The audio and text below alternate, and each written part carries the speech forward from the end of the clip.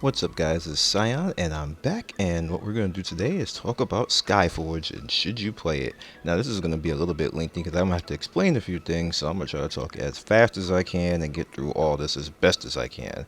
Now, the very first thing that we are going to talk about off the bat is the pricing plan. Now, Skyforge is a free to play game and is considered kind of like a premium because it has a premium package that goes along with it. So what you pretty much get in the premium package is 50% more sparks, credits, and resources. You get 50% more building resources and Pantheon quests. You get 25% more merge drops, which is donating credits towards the Pantheon, which is always good if you have a group or guild or whatever else. I'll get to that later. The ability to receive Sparks of Evolution, which Sparks of Evolution basically like extended type of credits, not credits, but skill points. Consider them like skill points that you can put into your atlas, which I'll talk about a little bit later as well. And what this basically does is allow you to get to your cat faster and progress through the game faster. Now let's talk about the actual price of it all. Now to actually get the premium in the game, you can do it 3 days, 7 days, 30 days, 90 days, or 180 days. 3 days is 2,000 Argents, which is about $2.40. 7 days is 4,000 at $4.80. 30 days is 10,000 at $12, which is pretty much what people really gonna care about. But if you want to go further than that, 90 days is 25,000 Argents at $30, and 180 days is $54 and at 45,000 Argents. Now, what people want to know is, can I get that in game? Which is yes. If you farm enough credits and you're good enough at the game by learning to get good enough at the game, you can buy these things.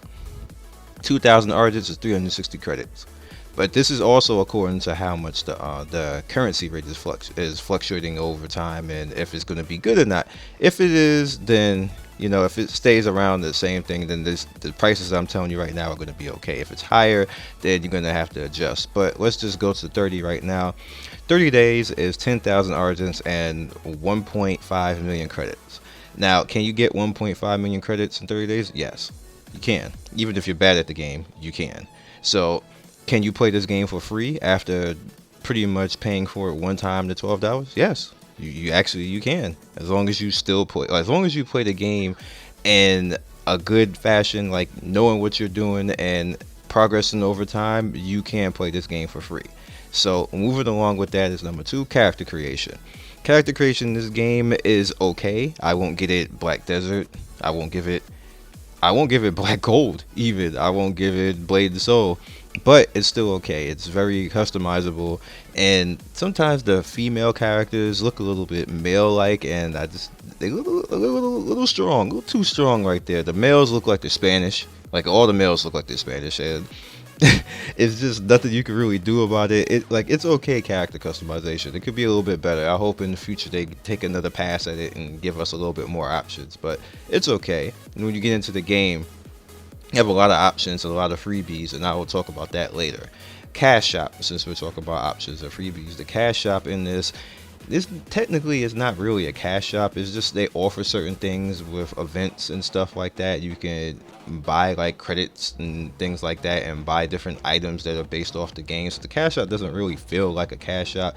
You can at certain points in time buy classes, which I completely hate, and it pisses me off, and I've said it time and time again that you should not be allowed to buy classes. So that doesn't exist in this game.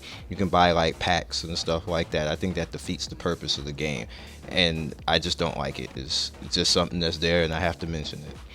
The auction house, it doesn't really have auction houses or selling in this game. You can put things up that are there is an auction house, but it doesn't feel like it. I'll say that for much of a fact. It kind of feels like a consignment shop more than an auction house, and it's okay. You can get credits and stuff like that, and you can do what you need to do, but it just doesn't feel that great at the end of the day. Graphics in the world, this game is it's a very graphically good looking game. I like the sci-fi godly god tech type of feel to it. It's very fun to look at. It's very fun to fly through. The events that they have, like the Christmas event that you guys may have seen that I put on the channel, like just the way that the Christmas event looked, the Halloween event, like this, they do a good job with aesthetics in this game. So I give the graphics in the world a plus on that. Combat and spells. Now, combat and spells in this game it's a overall joy to actually play with. It's one of the pluses in this game. It's very stylish. You actually need to have a little bit of skill to actually do things. You can't just sit there and spam buttons and think that you're going to win, because it's not going to work out for you like that. You are going to do badly and look badly, and it's just not going to be fun for you at the end of the day. So combat is a joy. It's a joy to actually go through. It's the spells, the different classes in the game. It's just all the way around. You feel like you feel important at the end of the day when you do various things. Now the storyline and plot, I kind of still to this point don't really understand what the hell is going on in Skyforge with the storyline and plot. It could be better. It just, I at this point I'm like, is this like you're supposed to be a god that's gonna be good, and then things happen to you, then you get double crossed, and then like, I don't want to spoil everything, but it's a little bit confusing, to be honest with you. It's not bad. I will never say that it's bad, because it's not bad, but it's just a little bit confusing, and it's a lot daunting to figure out what the hell is going on. But with that said, it does have lore, it does have plot, and it does do a good job of actually telling it. It's just that it's just kind of a little bit all over the place, so you kind of feel that what's going on here. So yeah, classes. Now there's different tiers of classes. There's beginner, intermediate, and advanced. So we're going to start right in the beginner. Beginner is paladin, lightbinder, and cryomancer. Intermediate is berserker, archer, slayer, necromancer, and kinetic. And advanced is gunner, witch, knight, alchemist, and monk. Now all of these classes have their own, like, nothing is kind of like super OP right now, and usually when it does end up super OP, they kind of be like, yeah, well, nerf. It's just the way that games go. And so it's like, I have favorites, and believe it or not, two of my favorites are beginner classes, is paladin and lightbinder. I do like slayer. Slayer is like my fun, and I kind of like gunner, but other than that, like, I'm kind of like straying away from the other classes. But you kind of need all of them. You got to go through all of them to be the epitome of a god in this game, so you need to do all of it. So just me paying attention just to certain classes is kind of fail. You kind of gotta level them all, because you need the power for all of them. So there's that. Now, alt and replay value, I don't really think it has replay value unless you want to just do certain classes just specifically all the time. But like I just told you, and in the last point, you can't really do that, because you're going to be nerfing yourself. You need to go through all the classes, even if you don't like them. Go through, level all the classes, and then stick with the classes that you like. But if you just choose, like, say if I wanted to stay with paladin and lightbinder, I'm going to be hurting myself by not going into the other classes and getting the other passes and perks that come along with the classes that make me stronger over the course of time. That, you know, you just have to level with everything. Dungeons. This game has a lot of dungeons. This game has a lot of instance worlds, a lot of instant open areas and stuff like that. It's very good to look at, very fun to play through, and at the end of the day, like, there's a lot to look at, and they did a very good job when it comes to things like that. So dungeon wise, you don't have to worry, like, you got a lot to do here. Trade skills. Now, trade skills aren't a real thing in this game. What you have is kind of like followers and worshippers. That's kind of like your trade skills. They do different things and go different places and build up like your little order that you have. And the order is, I think the order is kind of like the trade skills in this game, because you have a group of followers that follow behind you, and it's kind of cool because you're a god, and you got followers, you got preachers and everything else, you got guys who want to come out and be envoys and things like that. So it's kind of like your trade skills. So it's like their answer to trade skills is actually kind of pretty cool. It's different. It's not anything that you have to really kill yourself over. It's more of a time sink to get the level everything up and get your power and stuff like that. So I kind of like their look on trade skills. So it is what it is. All right, next point is PvP. PvP used to be a hot mess in this game until they started normalizing the PvP and making it so that everybody comes on an equal footing. Now PvP is fun. I know some people are complaining and saying that, hey, I don't like this because I can't show my true power and stuff like that. I'm yeah, shut up and show me some skill now and beat me. Like, that's kind of how I like to do. I like with Blade and Soul, and I give them props because that made the PvP a whole lot more enjoyable and more easier for them to balance it, because it was just totally a hot mess before. There were people who were like freaking nuclear weapons up in here with everybody else who just has pistols, and it's not fun. That's just not fun. Blade and Soul was finding that out with their battleground, that it's not fun for people. You have to normalize it. It just isn't.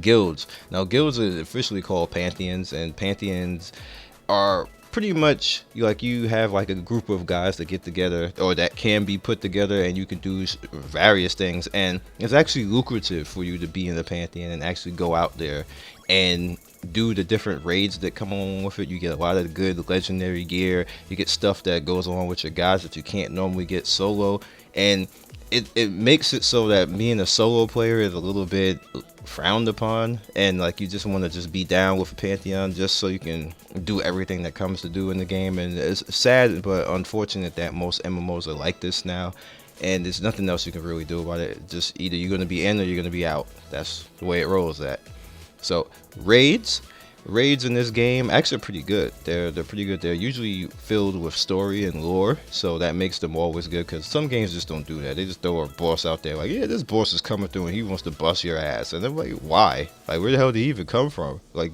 what?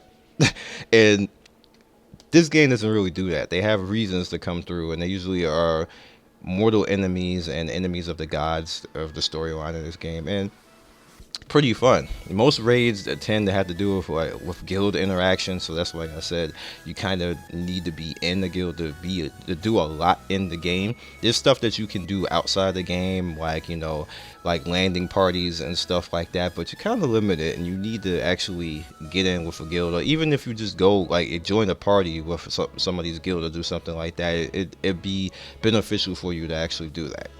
So when you get to the end of all this, we're going to come to the conclusion. There's a lot that I need to consider when I think about a score for this game. It does have pay to win in it, because I feel that you should not be able to buy classes. I will always say that you just should not. That should not be something. That should not be a thing. I know the company has to make a game. You know, I always like to be fair to the companies, but that's the one thing I do not be fair with. You should not be able to buy classes. That defeats the whole purpose of the whole class system that I said early on, and it just irks me at the end of the day. You can buy other things. I don't care. I don't care about the other stuff, but I care about the classes, because that just isn't right to me. And the customization, I feel that they should smooth it out. They should smooth it out a little bit. It really needs to be like the characters kind of look. I don't even know, like, somebody said, oh, well, like it's because of where it's made, they look like that. I don't think that's the case. Like every country in the world has beautiful women. Every country in the world has good-looking men. I don't understand like why characters need to look like that. And what country is that supposed to be based off of? Because that's no country I've seen in this planet. So I don't know. Like I don't buy the whole they need to look like this, because far as I name a country that that you can't find somebody good-looking at. Like, you can't. Like, somebody's always good-looking in somewhere. Anyway, the good in this game is, even though it does have the whole pricing plan, it's free to play, and people don't like that it's free to play, and then they have a subscription thing on top of that, you can easily get that. Like, if I play for a week, I can get enough credits up.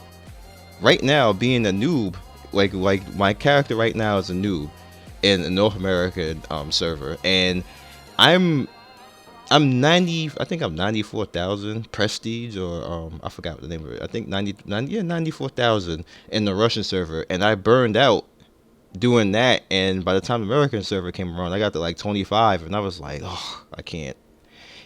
Even with me at 25, I'm still able to get majority of the credits I need to get to actually get a free 30 days in the game. Not to mention the game has given away, since I log on every day to make sure that I log on, and since I've done that, I've gotten 2 months of free game time. 2 months of free game time, easy.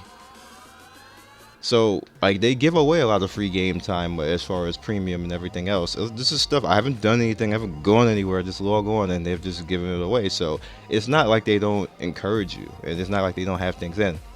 They give a lot of free stuff. They give items like pets and clothing and stuff like that. Like my bag is full of free stuff that this game has given away.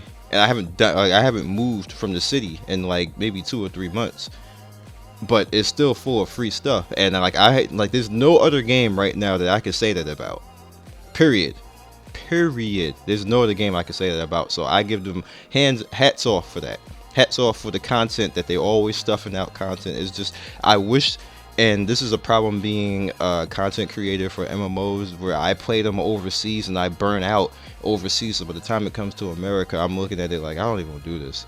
And that's kind of what happened with Skyforge. It happened with Black Desert and it happened with Blade. So I'm kind of like having to like force myself, even though I like the games, to actually go in and play them, because I burned out basically. So now, like with things with Revelation, I'm just not doing that anymore. I'm not even playing Revelation. I'm waiting for America. I'm not doing any videos. You don't see any of that right now, and it's whatever. So when I come to this game and think about this game and just go down this whole list, I gotta give this game out of a 2.3, just because of the whole classes thing. I would give it so much more higher, to be honest with you, but I just feel that it should not have those classes in it. Oh, there's one more thing. It's one more thing that I also have to throw in there that I didn't say through all this before I wrap this up. They have events that is straight up pay to win. There's nothing else that you can say about it. There's nothing else you can do about it. Only thing you can do is pay to win that event. Everybody knows what I'm talking about. It'd be like it's those invasion events that you literally have to top up to move down the list, and I hate that event. That is the most pay to win piece of crap event I've ever seen in my life, and I wish it was not in the game, but it is, and that's part of the reason why they can't get a full 3 for this. So I give it a 2.3 out of 3.0. Of course, you know how I do my scoring. And should you play it? Yes, I will say yes, because you can overcome all of that, because it's one of those games where you can literally make the monthly subscription while playing. And I love that. Any game that can do that, I will tell you to play that. Any game, don't matter what it is. So, be legendary. I will catch you next time, and peace. I'd like to thank everybody for 10K subs. You have no idea how much I appreciate that. And if you liked what you saw in this video, please click the top right to click more of my videos, or click the bottom right to subscribe to the channel. Once again, one love, peace, and I will see you next video.